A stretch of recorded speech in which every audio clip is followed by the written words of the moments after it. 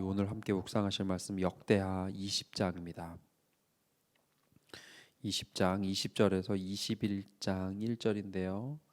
우리 20장 20절부터 26절까지만 함께 읽도록 하겠습니다.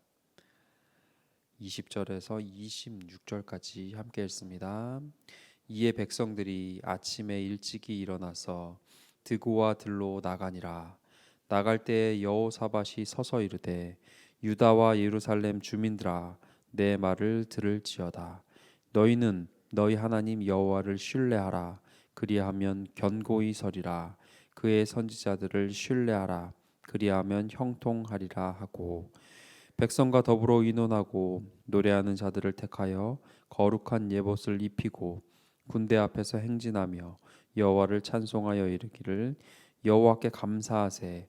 그의 인자하심이 영원하도다 하게 하였더니 그 노래와 찬송이 시작될 때에 여호와께서 복병을 두어 유다를 치러 온 암몬 자손과 모압과 세일산 주민들을 치게 하심으로 그들이 패하였으니 곧 암몬과 모압 자손이 일어나 세일산 주민들을 쳐서 진멸하고 세일 주민들을 멸한 후에는 그들이 서로 쳐 죽였더라. 유다 사람이 들망대에 이르러 그 무리를 본즉 땅에 엎드러진 시체들 뿐이요 한 사람도 피한 자가 없는지라.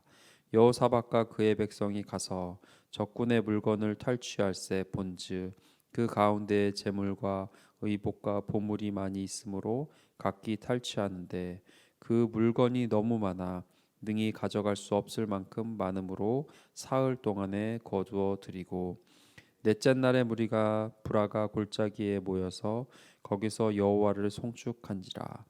그러므로 오는 날까지 그곳을 브라가 골짜기라 일컫더라. 아멘. 네, 우리가 아침마다 역대하를 통해서 은혜를 나누고 있습니다.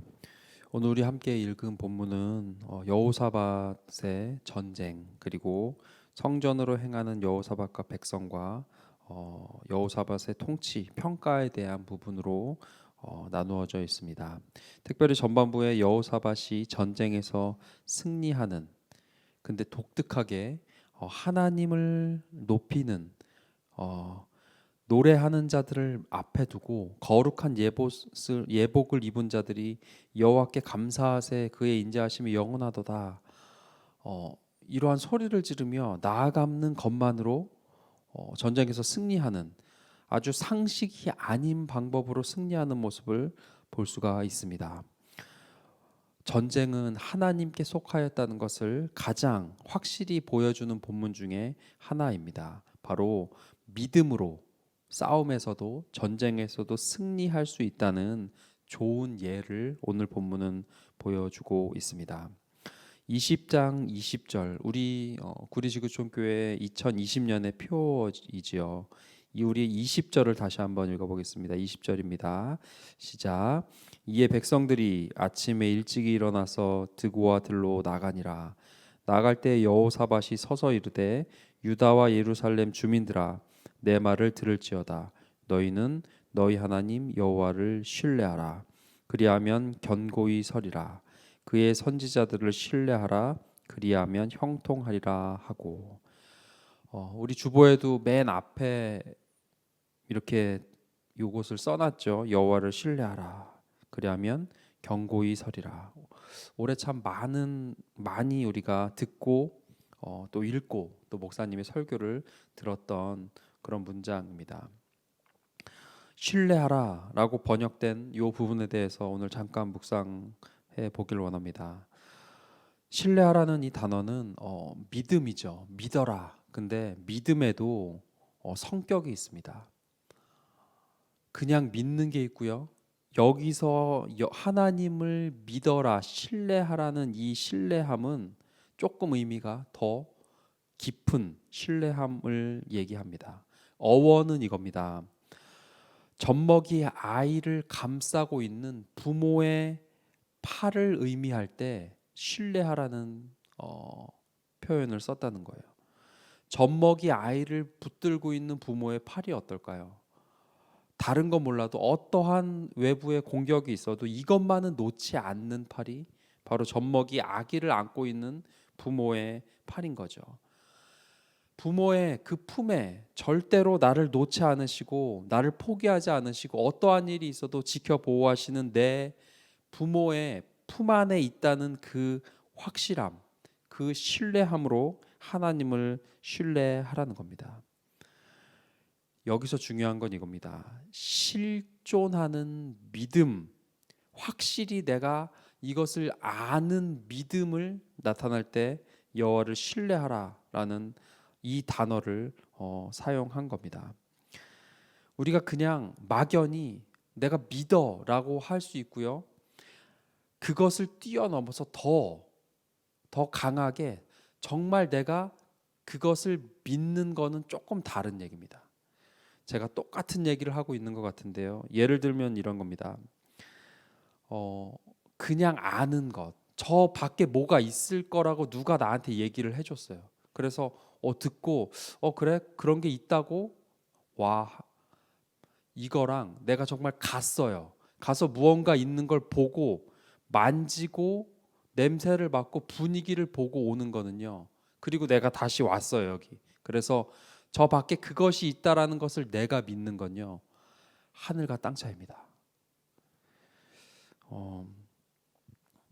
별로 동의하지 않는 얼굴들이신데요. 네. 예를 들면 이런 겁니다. 제가 요즘 너무 춥죠. 어제 오늘 너무 추웠는데 학부 4학년 때 기숙사를 나가서 이제 자취를 시작했어요. 중국에서 오신 선교사님이랑 둘이서. 그래서 대학원 2학년 때까지 한 2, 3년, 2년 정도 학교 앞에서 자취를 했습니다. 근데 주택이 아니고 원룸 건물이 아니고 상가 건물이었어요. 근데 하필 1층에 뭐 지하, 2층 뭐 술집, 노래방, 무슨 이발소, 하여튼 건물 자체가 약간 칙칙한. 근데 그 건물에 제가 옥탑방을 살았습니다. 옥탑방. 옥탑방은요 겨울에 얼마나 시원한지 몰라요. 또 여름엔 너무 따뜻해가지고 정말 끔찍했습니다. 그리고 또 그 유흥업소가 많은 건물을 들어갈 때마다 오갈 때마다 괜히 눈치 보고 한 번은 교수님이 야 너 거기 들어가더라 저한테 그러시는 거예요. 그래서 제가 그 건물 옥탑방 살아요 이렇게 얘기도 변호도 하고 그랬어요. 얼마나 추웠던지 얼마나 고생했던지 지금 생각해 보면 어떻게 살았나 싶어요. 근데 그렇게 사는데 정말 복음 같은 소식. 저희 부모님과 할머니가 시골을 정리하고 인천에 건물을 사셔서 올라오신 거예요. 제가 대학원 막 들어갔을 때. 근데 이러시는 거예요. 할머니께서 네 방이 있다는 거예요. 네 방. 그래서 한 1시간 정도 가면 되는 거리기 때문에 자취하는 것 이제 정리하고 제가 들어갈 방이 있다는 거예요. 너무 기뻤습니다. 그래서 제가 가봤어요. 이사 가기 전에 가서 집을 보고 이미 다 들어와 사시는 거죠. 3층 건물에 2층에 제 방이 있는 거예요. 제가 들어가서 그 방을 보고 센치도 재고 커튼도 있고 인터넷도 나오는 월세도 안 내고 관리비도 안 내는 심지어 아침에 학교 가려고 그러면 할머니가 할머니 정식 밥을 차려주시는 계란 후라이를 2개를 얹어주시는 그 집이 있는 거예요. 제가 그걸 가서 봤어요. 보고 왔어요. 만져봤어요. 그 집을. 그 빨간 벽돌집을. 1층에 식당이 있고 미용실이 있는 그 집. 그리고 제가 그 옥탑방에서 몇 달을 더 살았던 것 같아요. 겨울. 근데 놀라운 일이 벌어졌습니다. 무슨 일이 있었을까요? 별로 고생스럽지 않은 거예요. 왜죠? 제가 가서 봤어요. 그리고 어떻게 할 거죠? 갈 거예요. 확실해요. 이거는 신뢰하라. 바로 이 믿음이었어요. 내가 갈 것이고 내 방이 거기 있어요. 여기서의 고생이 웃기는 거예요. 뭐 그러든지 말든지. 별로 힘들지 않은 몇 달을 보냈던 경험이 있습니다. 이 믿음을 얘기하는 거예요. 하나님을 신뢰하고 견고하게 설 수 있을 정도의 믿음은요. 그냥 믿어요. 네, 아멘. 이 정도가 아니고 내가 정말 가서 만지고 온 거예요. 하나님을 체험한 그 체험, 그 믿음을 얘기할 때 하나님을 신뢰하라라는 이 단어를 사용한다는 거죠. 믿음은 언제 생깁니까? 믿습니다. 아멘 할 때도 생길 수도 있지만 성경을 보면 믿음의 사람들이 세워지는 그 과정이 있고 패턴이 있어요. 그게 뭘까요? 체험이라는 거예요. 하나님 이렇게 말했는데 내가 해봤더니 돼요.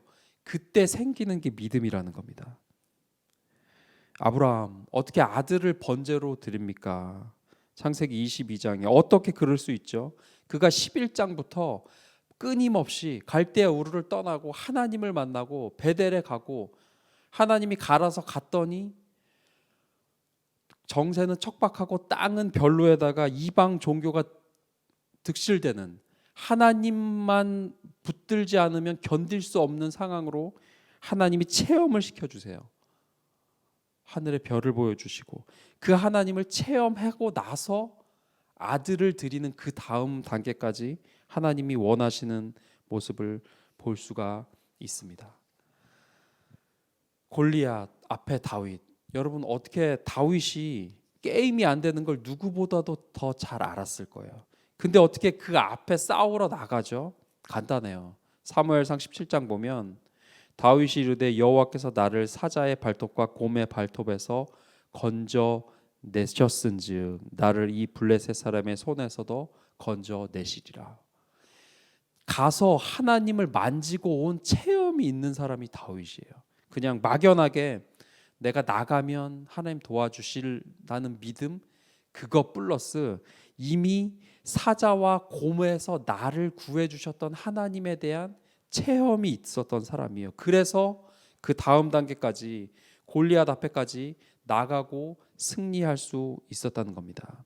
바울이요, 베드로, 수많은 그 이후의 믿음의 선배들, 선교사들, 그들이 어떻게 그렇게 우리가 이해할 수 없는 행동, 믿음의 도전들을 하고 있을까요?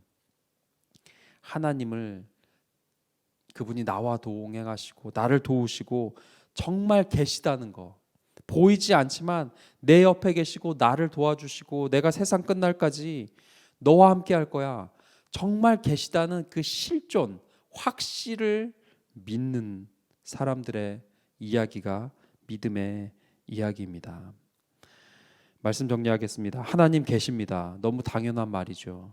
근데 그 당연함을 정말로 믿고 의지한다면, 나와 함께 계신 그 사실에 그 존재의 확실을 내가 믿는다면, 내가 그분을 체험한다면 우리의 삶은, 우리의 인생은, 믿음의 여정은 달라질 수 있습니다.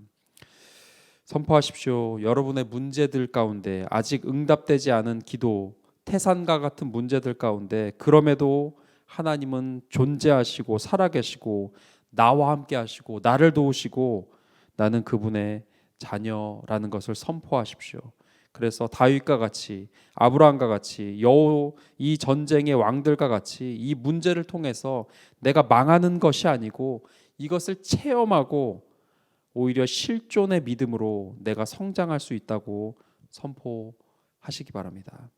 그래서 우리가 낙심하지 않을 수 있고 어느 상황에서건 하나님을 실존하는 이 믿음으로, 신뢰함으로 우리가 견고히 서서 살아갈 수 있습니다. 그 하나님을 신뢰하며 기도하는, 그래서 삶의 모든 영역 가운데 승리하는 저와 모든 성도님들 되시길 간절히 축원합니다. 함께 기도하겠습니다. 우리 기도하실 때 주님, 저와 함께 하고 계심을, 제가 그 존재의 확실함을 하나님 정말 믿게 해 주십시오. 그래서 눈에 보이지 않지만, 당장 나의 문제가 해결되지는 않지만 확실하게 정말 나와 함께 하심으로 그 하나님으로 인해서 내가 하나님 낙심하지 않게 하시고 내가 처한 전쟁에 당당히 나아가는 그런 왕의 자녀, 그런 삶 살게 하여 주시옵소서. 나의 모든 삶의 여정 가운데 하나님과의 동행함을 느끼며 확신하며 살아가게 하여 주시옵소서. 함께 기도하겠습니다.